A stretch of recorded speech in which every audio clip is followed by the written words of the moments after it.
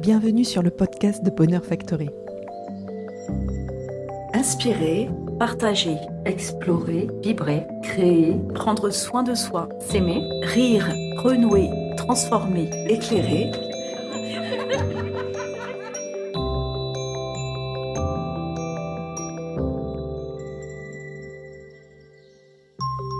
Corinne Delaunay est journaliste et auteure du blog Les Écritures Voyageuses.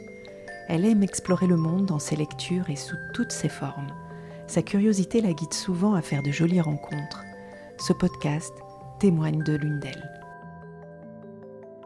Nous prenons le parti d'aller à la rencontre de personnes passionnantes qui se trouvent loin ou de l'autre côté de notre planète. Leur donner la parole au détriment de la qualité du son nous permet de vous offrir ce moment de partage essentiel. Merci pour votre indulgence, mais surtout, ouvrez bien grand vos oreilles, vous allez adorer. Vincent Belbèze est un sacré personnage. Florithérapeute et chercheur en florithérapie, il vit depuis plus de 30 ans au Chili. Son parcours personnel l'a mené à la rencontre des fleurs.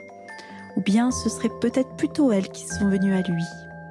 Installé pendant un temps dans la région de Temuco, sur le territoire des Indiens Mapuche, il a développé les élixirs floraux de cette région, puis ceux de toute la cordillère des Andes.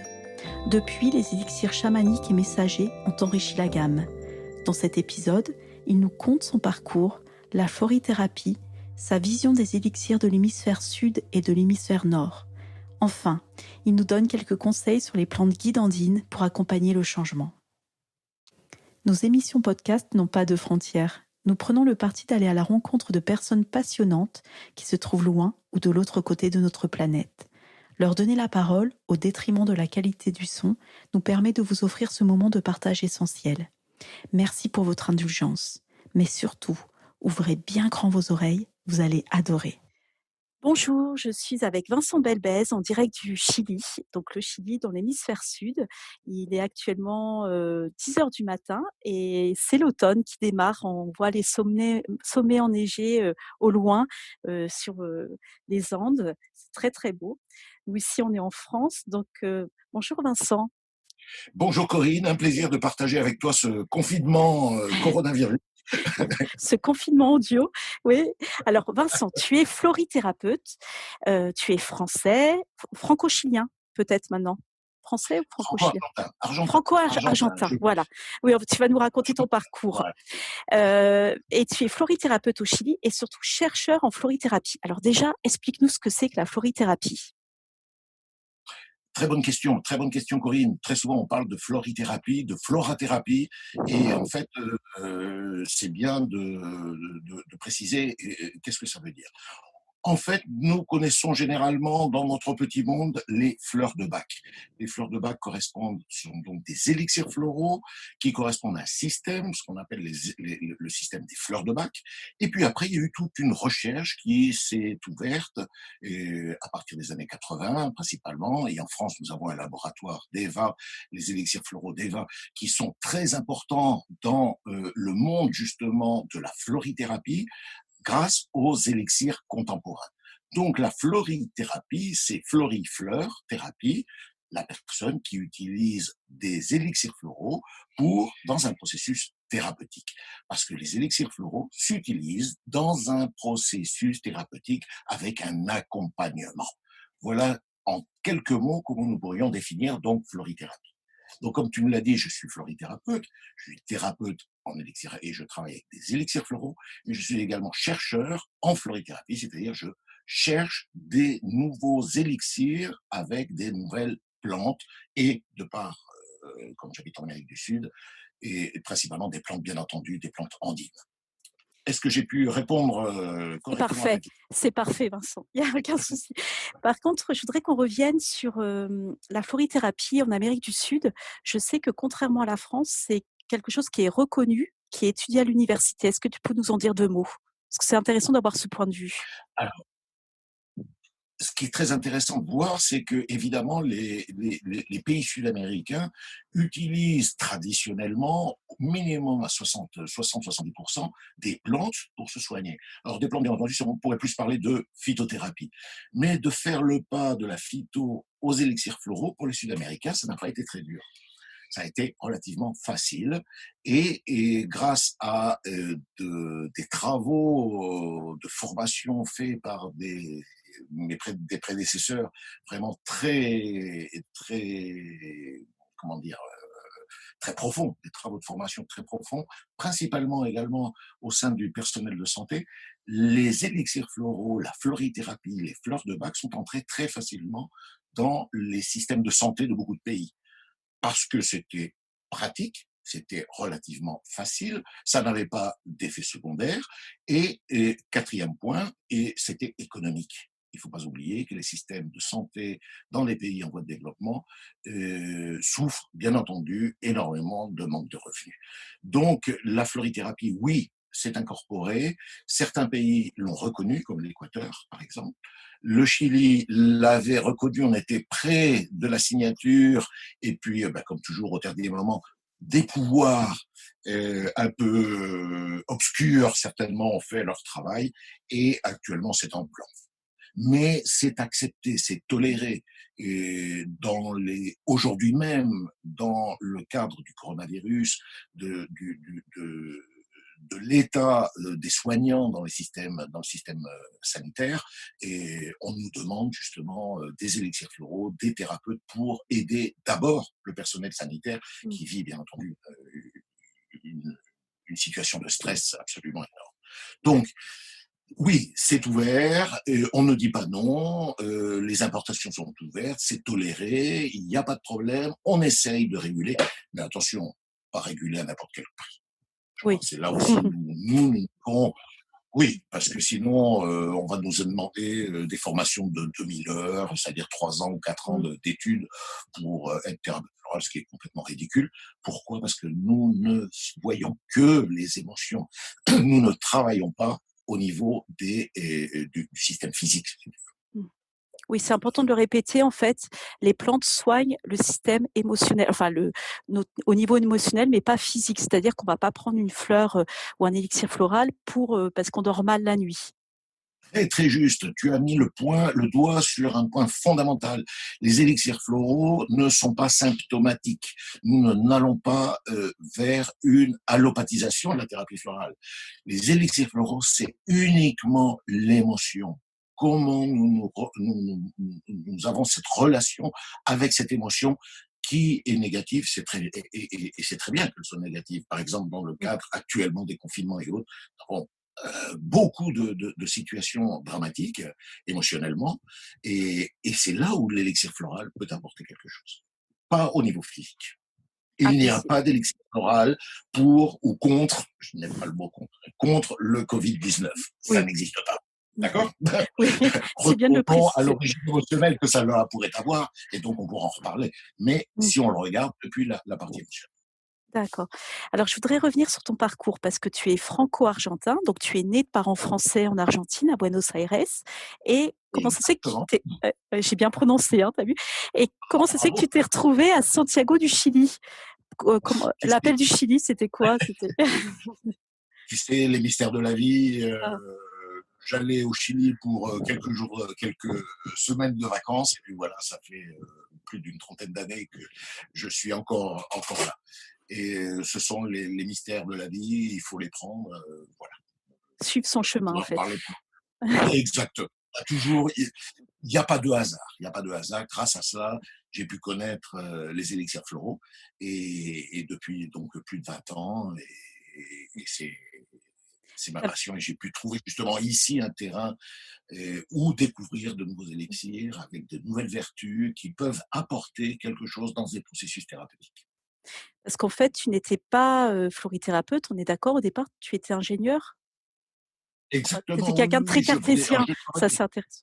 Très cartésien, et je venais, français, donc cartésien, vraiment tout au carré et autres. Je travaillais dans le secteur de l'hôtellerie, donc un secteur très exigeant et autres.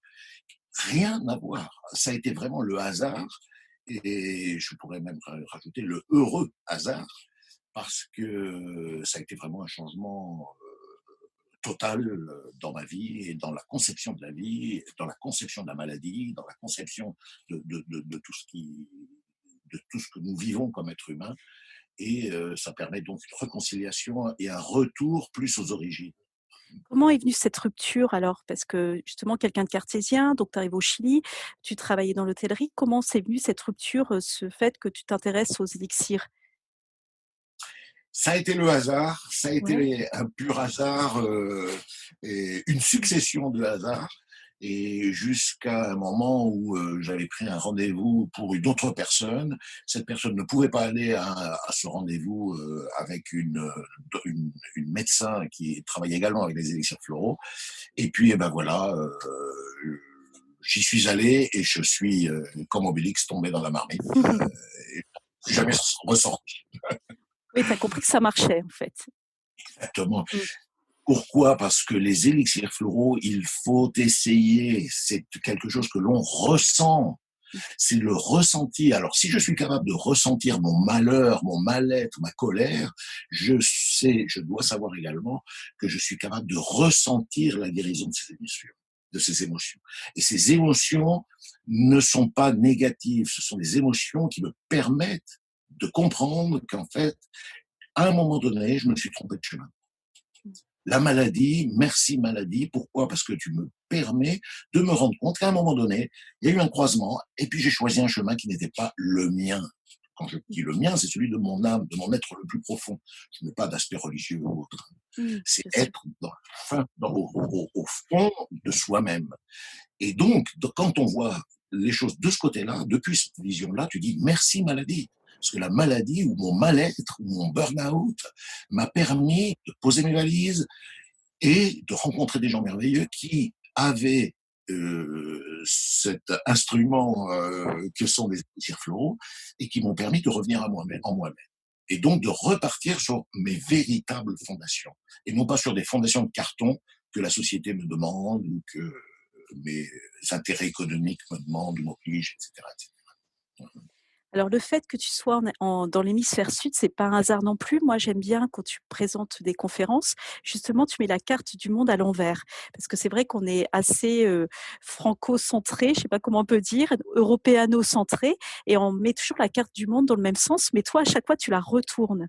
Et pour toi, qu'est-ce que ça apporte justement l'hémisphère sud, ces pays andins? Qu'est-ce qu'ils apportent de plus par rapport à l'hémisphère nord, ou pas de plus, mais comment ils peuvent accompagner l'hémisphère nord? Parce que on va dire oui, mais les élixirs floraux, autant les prendre à côté de chez soi, dans nos plantes endémiques. Mais toi, qu'est-ce que tu peux dire là-dessus? Une très bonne question, très très bonne question, parce que en fait, il faut que nous travaillions sur la complémentarité. Alors, historiquement, nous avions, comme tu le cites très bien, la carte, le Mappamundi, et avec l'Europe en plein centre, c'était Mercator, hein, et il faut pas oublier, était belge. On met son continent ou son pays au milieu, et puis le reste après sur les côtés. Et puis, bien entendu, en haut, parce que en haut, c'est nous les sommes les plus importants. D'accord. Donc, on a eu cette suprématie de l'hémisphère nord, et c'est très intéressant parce qu'après, quand tu regardes les traditions ancestrales, tu tombes sur l'information que donnent les Mayens à un moment donné et qui te disent que le Nord, en fait, représente le mental et le Sud représente le cœur, la sagesse. C'est-à-dire le mental, tu peux le comparer justement à la révolution industrielle. Ça a été dans le Nord, dans l'hémisphère Nord, où on a commencé à construire, à faire, F-A-I-R-E, avec du fer, F-E-R. Hein, on a cette capacité de faire des plans, de construire, et on le voit. On a vu tous les progrès que nous a apporté l'hémisphère Nord. Et dans l'hémisphère Sud, tu trouves la sagesse ancestrale. Alors, moi, je vais me référer uniquement à l'Amérique du Sud. Hein, je ne connais pas les autres pays. Ça sera encore beaucoup plus de travail. Et dans l'Amérique du Sud, qu'est-ce qui s'est passé dans les années 1492? Il y a eu une colonisation de l'hémisphère nord vers l'hémisphère sud. Et l'hémisphère nord est arrivé avec son fer, FER, avec ses armes, et a dit, moi, j'ai la vérité, je détiens la vérité, vous êtes des sous-populations, et donc, je vais vous enseigner la bonne parole. Et donc, les peuples premiers, en fait, ont été très intelligents, on va mettre ça entre guillemets, en disant que on va, on, on va cacher, on va mettre à l'abri notre sagesse. Cette sagesse qui vient du cœur, parce que tu ne peux pas voir dans un pays ou dans les peuples indigènes, dans tous les peuples indigènes d'ailleurs, l'échelle de valeur est différente. C'est pas dans l'avoir, c'est dans l'être. Donc ils sont vraiment dans le cœur. Alors aujourd'hui, qu'est-ce qui se passe? Tu parlais des énergies andines et autres. Qu'est-ce qui se passe? C'est qu'on a besoin du cœur, mais avec le mental, de façon à le mettre en forme. Et le mental, lui, a besoin de s'adoucir avec le cœur. Donc on est dans l'union actuelle. Il n'y a pas le bon et le méchant. Il y a les deux qui sont fondamentaux, qu'ils s'unissent et puissent voler ensemble.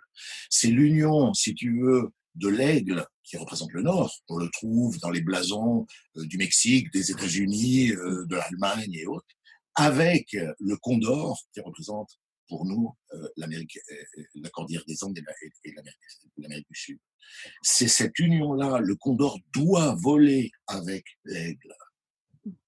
Et ce n'est pas l'aigle qui va prendre le dessus sur le condor ou vice-versa.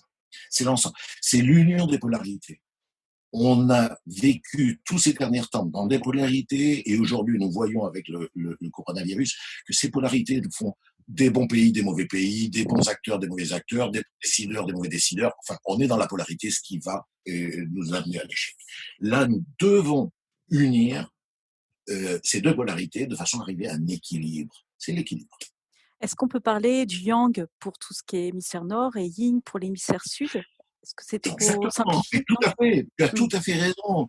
Et si tu regardes le yang, c'est dans l'hémisphère nord, c'était l'énergie, n'oublions pas que je suis quand même dans le genre mais c'était l'énergie que représentait par exemple l'Himalaya, c'était l'énergie du Tibet. Alors qu'est-ce qui s'est passé? Cette énergie-là, qui était basée yang sur l'Himalaya, à un moment donné, elle dit, bon, ça y est, j'ai accompli ma mission. C'était dans les années 1950, à peu près. On sortira nos livres d'histoire pour voir qu'est-ce qui s'est passé, l'invasion du Tibet par la Chine, en fait. Hein, c'était ça. Oui. Et cette énergie-là, en fait, a commencé à circuler. C'était l'éveil, ce nouvel éveil, donc à partir des années 50, pour se stabiliser, encore, en train de se stabiliser, sur une énergie yin qui correspond donc à la cordillère des Andes. Et on le voit, l'énergie yin, on revoit maintenant la revendication féminine, la reconnaissance de tout ce qui est du féminin et autres. Donc on est également dans cette union des polarités yin-yang actuellement. Vous, les femmes, vous assumez des rôles beaucoup plus yang, et nous, les hommes, nous devons commencer à assumer aussi des rôles un peu plus yin, comme nous occuper de la maison, nous occuper des enfants, nous occuper de la cuisine. Et on le voit aujourd'hui, on voit des activités tant chez les hommes que chez les femmes qu'il y a 60 ans, ça aurait été impossible d'imaginer. C'est vrai. C'est pour ça que tu as voulu créer les élixirs andins, justement, à partir du pays où tu habites, le Chili, pour justement apporter un peu de yin, ou de féminin, on va dire, dans les émotions qu'on a avec les élixirs de Bach, les fleurs de Bach ou pas? Alors, d'abord, j'ai pas voulu le créer. C'est arrivé. Oui. Et il faut penser, il faut être à l'écoute. Hein. Et moi, j'ai jamais pensé à un moment donné de ma vie de vouloir créer des élixirs et autres. Ce sont les fleurs qui elles-mêmes font leur chemin. Alors, tu m'as posé tout à l'heure la question pourquoi je suis arrivé au Chili et autres. Je crois qu'il y a eu un appel, je vais le mettre entre guillemets, je ne sais pas du tout, mais il y a eu quelque chose qui a fait que j'ai été à un moment donné, à un endroit donné, pour faire quelque chose.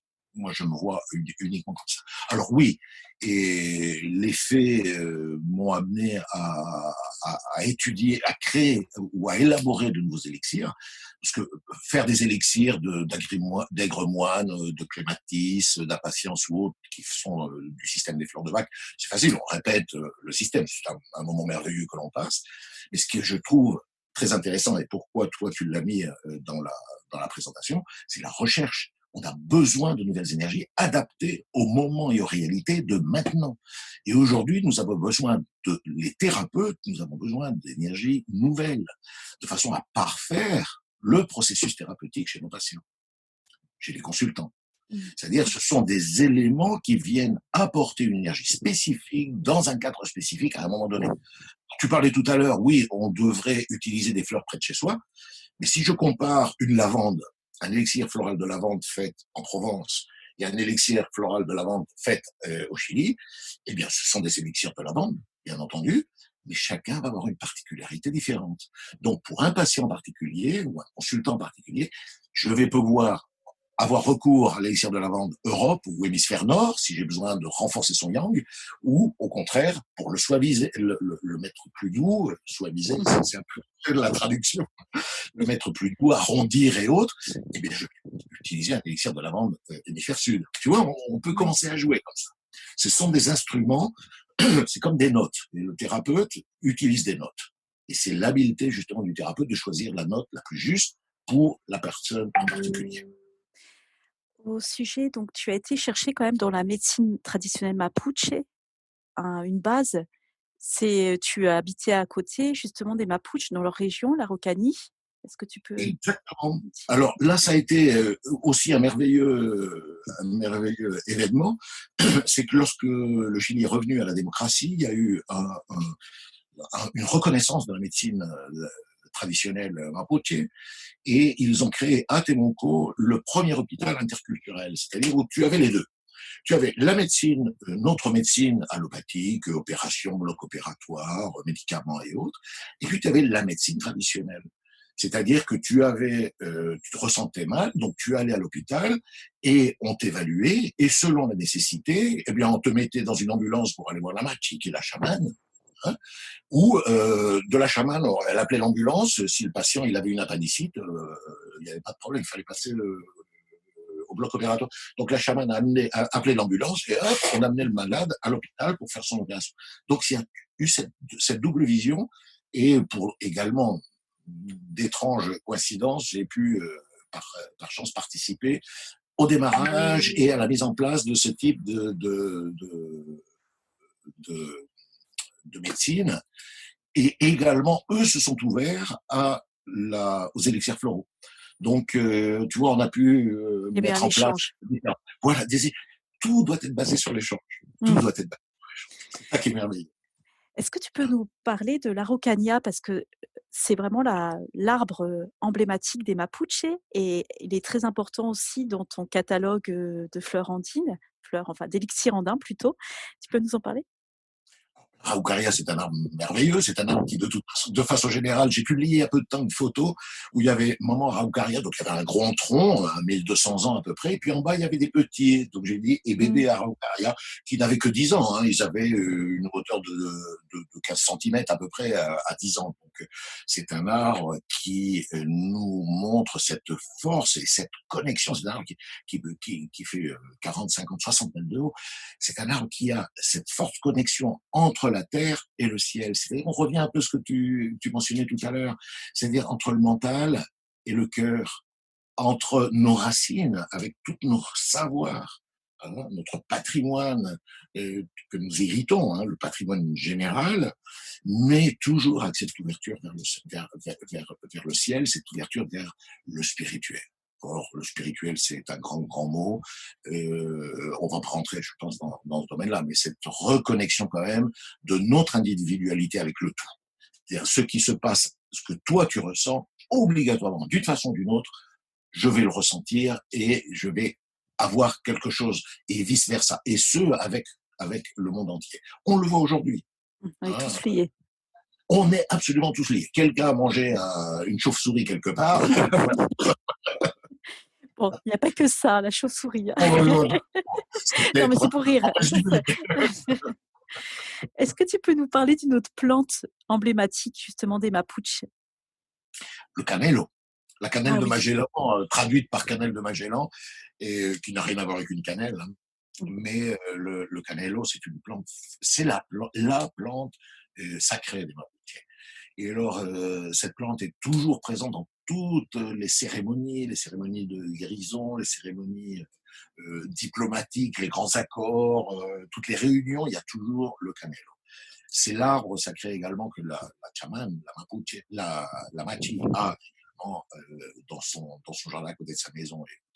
C'est l'arbre, l'élixir floral a cette particularité de nettoyer les informations énergétiques et ensuite de créer une espèce de cocon protecteur. D'accord. Donc c'est un élixir que personnellement j'aime bien le classer dans un élixir de protection. Parce que si nous sommes protégés, nous pouvons donc être plus nous-mêmes et donc avoir et établir la relation avec l'autre d'une façon stable, d'une façon Oui. équilibrée. Hein. Sans émotion. Enfin, trop d'émotion. Sans trop d'émotionnalité, mais avec l'émotion, mais la véritable émotion, notre émotion, qui est l'aspect extérieur, l'extériorisation de nous-mêmes. Donc la cannelle, le cannello est magnifique. Après, toutes les fleurs sont magnifiques. Oui, c'est vrai, mais au moins pour donner envie d'aller voir, justement. C'est vrai que... Oui, donc ça vaut vraiment le coup, parce que l'avantage des élixirs, ils sont très adaptés à la réalité de maintenant. Oui. 2, ce sont des élixirs qui sont très rapides dans leur action. Ça, c'est vrai. Ils viennent dans le cheminement thérapeutique, ils viennent vraiment pour résoudre. Et quand je dis résoudre, pour ceux qui connaissent les élixirs floraux, on peut avoir des résolutions dans les 24 heures. Une thématique que nous n'arrivions pas avec d'autres élixirs à résoudre. Donc c'est ça, ce qu'on veut, c'est avoir des solutions et que la personne puisse redevenir en accord avec elle-même, de façon à ce qu'elle puisse donner son 100% pour être avec les autres. C'est un peu dans une communauté. La communauté. Parce que c'est important, la communauté, en fait, pour les peuples premiers, c'est en fait ce qui fondait tout et ce qu'on a oublié. Nous, on est resté dans l'individualisation. Les peuples premiers nous rappellent de faire attention à notre communauté environnante. Notre communauté, et puis de voir, c'est très intéressant, surtout maintenant où on voit avec le coronavirus les différentes décisions prises, et quelle est ma relation avec la matérialité, et quelle est ma relation avec ma sagesse intérieure. Et voilà, quelles sont les décisions que nous pouvons prendre de façon à sauver l'économie ou le matériel, mais qui vont obligatoirement avoir des préjudices au niveau de l'humain. Bon, c'est un autre thème. Non, mais c'est intéressant parce que c'est vrai que je pense que ça va être la grande question de 2020. On est vraiment pile poil dedans. Exactement. Ça va être, c'est un sujet qu'il va falloir aborder. Quelle est la relation? Alors, on fait du déconfinement, mais c'est pour sauver l'économie. Et là, je pense qu'il est bon. Oui. Non, mais tu peux y aller. Hein. C'est ouvert. Le podcast est ouvert. Le podcast est ouvert. La censure arrivera après, mais pas tout de suite. Non, mais on comprend. Après, moi, je voudrais te parler parce que tu as eu un terrain de jeu, les Andes, et tu as eu envie d'ouvrir justement aux élixirs chamaniques et messagers. Donc, pourquoi les chamaniques? Qu'est-ce qu'ils apportent de plus? Enfin, je suppose que c'est la spiritualité, mais déjà, ils sont aussi dans les Andins. Comment tu les as travaillés? Avec qui et pourquoi? Vaste question.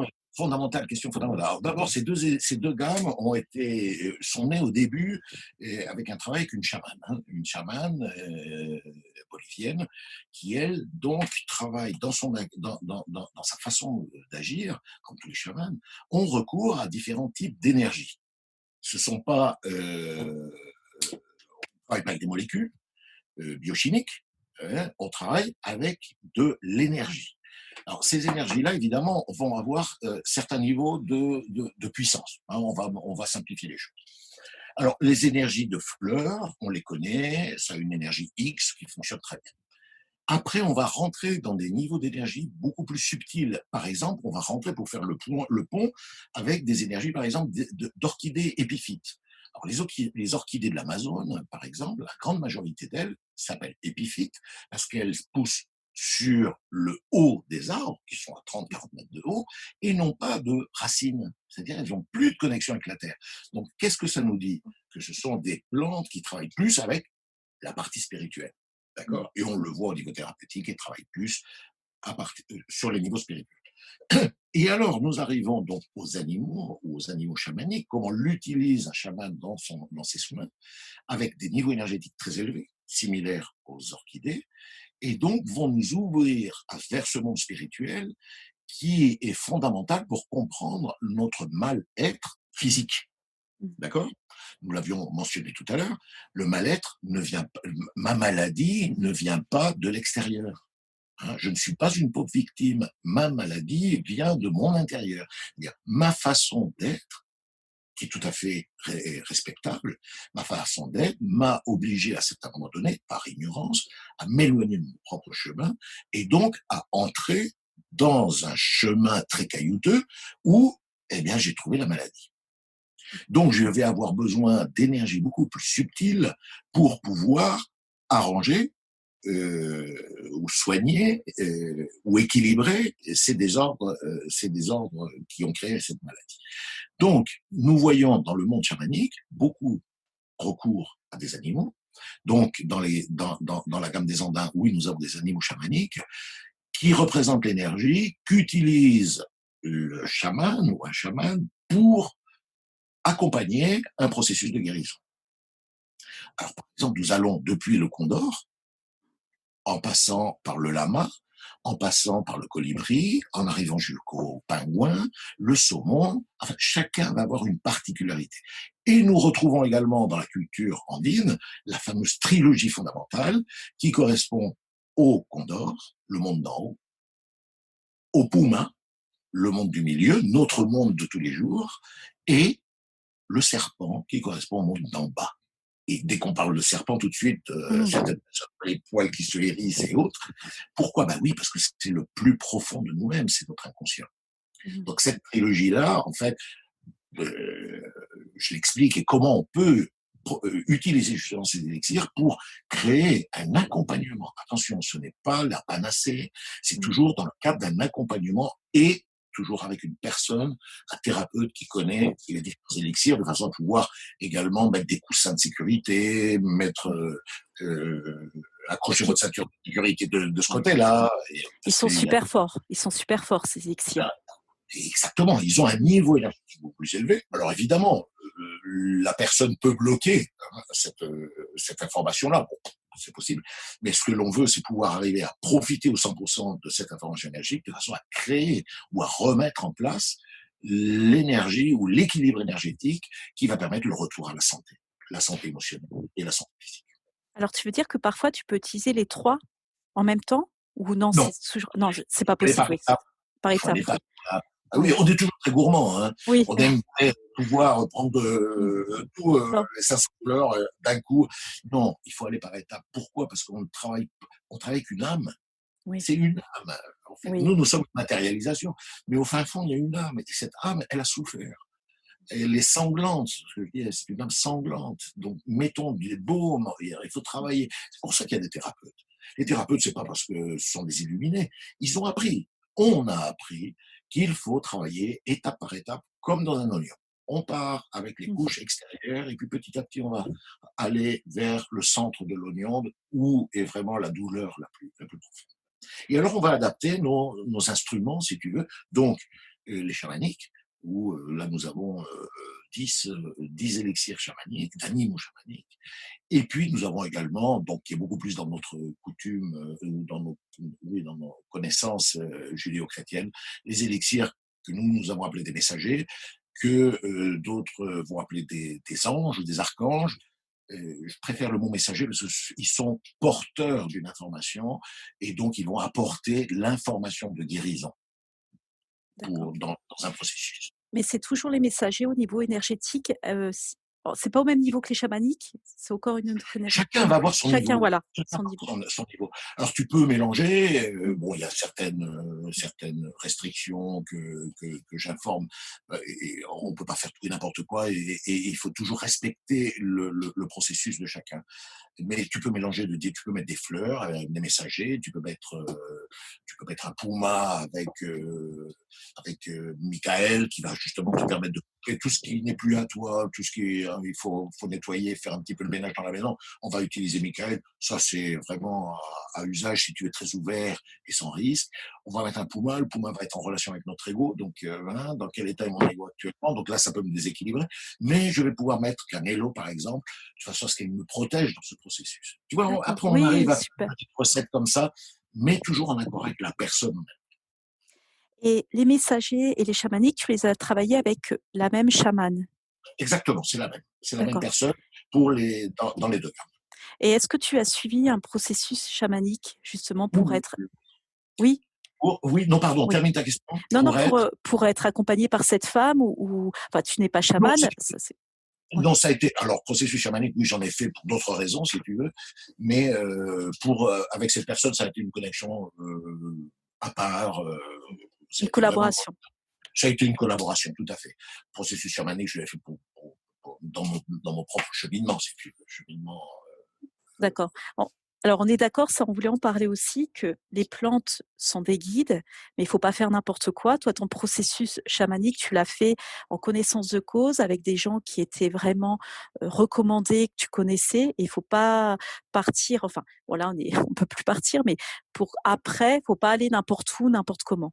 C'est vraiment un processus très dangereux. Alors, exactement. Et attention, actuellement, on le voit surtout en Europe ou autre. On voit beaucoup de chamanisme touristique. Je sais pas comment le dire, si tu veux. Oui, Alors le chamanisme, un attrait pour le chamanisme, c'est très bien. Je suis très content qu'il y ait cet attrait-là. Mais de l'autre côté, il y a beaucoup d'énergies qui ne sont pas très très claires. Hein. mmh. Donc attention. Tu parlais des plantes guides, oui, et j'allais te rajouter. Et à côté, il y a les plantes maîtresses. Ah, qu'est-ce que c'est la Ah, différence alors? ben c'est fondamental. Les plantes maîtresses, c'est justement ce chamanisme un peu touristique où on va euh, avoir recours à des molécules biochimiques contenues dans les plantes pour créer des états de conscience éveillés. On va mettre comme ça. Après, tu verras l'éveillement, comment il se passe, et surtout l'atterrissage. Et donc, on a recours à une tradition de peuple originaire, oui, originaire, on dit, de Originelle, peuple originelle, oui. originel, merci, de peuple originel, et nous essayons de l'adapter, nous, à notre monde occidental. C'est très dur. Il faut faire Mmh. très, très attention. Alors, vraiment très, très attention, parce que les conséquences peuvent être très graves. Mmh. Et je crois que nous en avions parlé à une occasion, une très grande amie Mmh. à Paris, qui n'est plus là avec nous dans sa matérialité, et parce qu'elle a fait le mauvais choix, justement, d'être d'un soi-disant chaman et avec des sessions d'ayahuasca.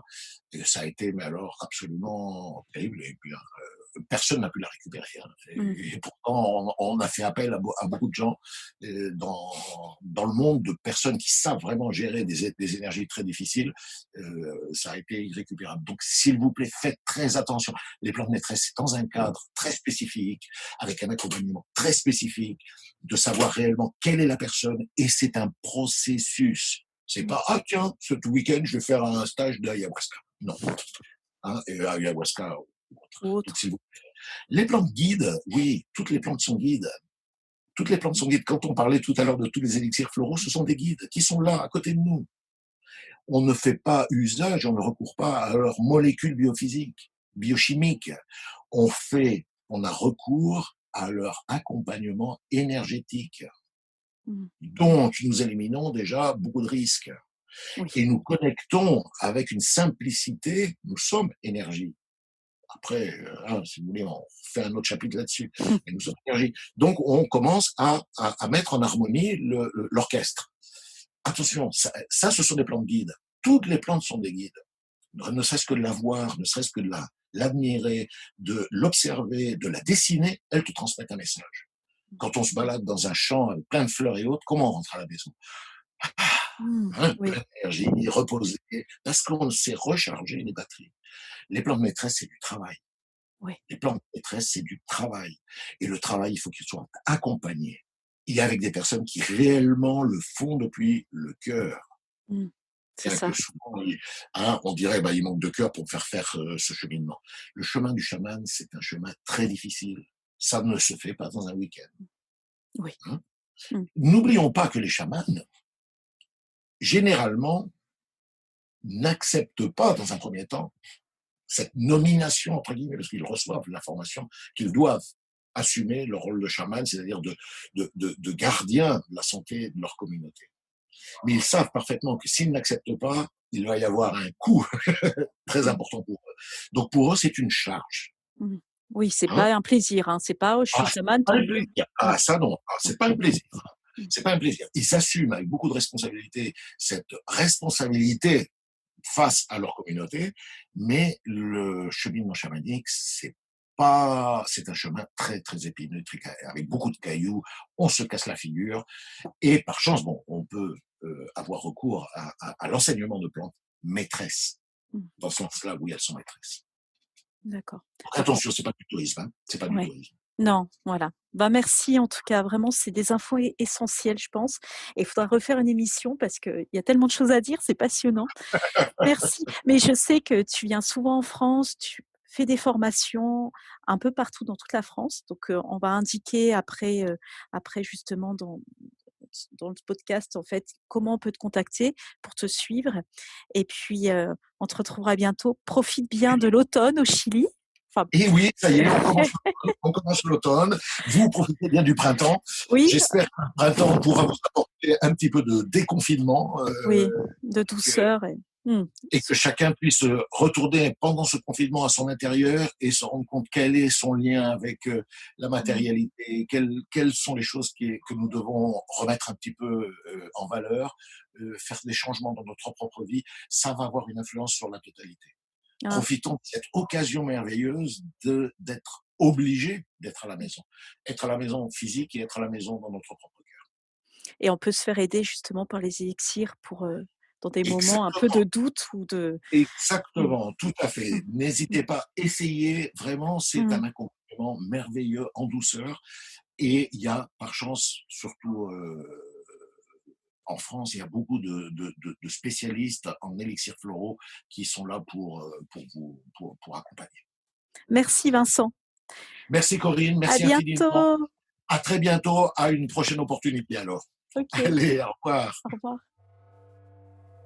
Si vous voulez en savoir plus sur la gamme développée par notre invité, vous pouvez aller directement sur son site www.sylphos.com ou bien sur sa page Facebook Sylphos, sur son Instagram SylphosDeva. Il est distribué aussi en France par Arstella ou l'Atelier de la Lanterne, mais aussi par les laboratoires d'Eva pour la gamme andine. L'association Be Bonheur Factory est un créateur de moments optimistes et inspirants par le partage de la connaissance et des expériences. Nous essaimons nos messages sous différentes formes, conférences, café des éclaireurs, chaîne YouTube et podcast. Vous pouvez nous suivre sur notre site et nos réseaux sociaux en saisissant simplement Bonheur Factory. N'hésitez pas à partager cette émission et nous laisser un j'aime. Vous pouvez également rejoindre notre ruche de gens optimistes en adhérant à notre association Be Bonheur Factory. Merci et à très vite pour du bonheur dans vos oreilles.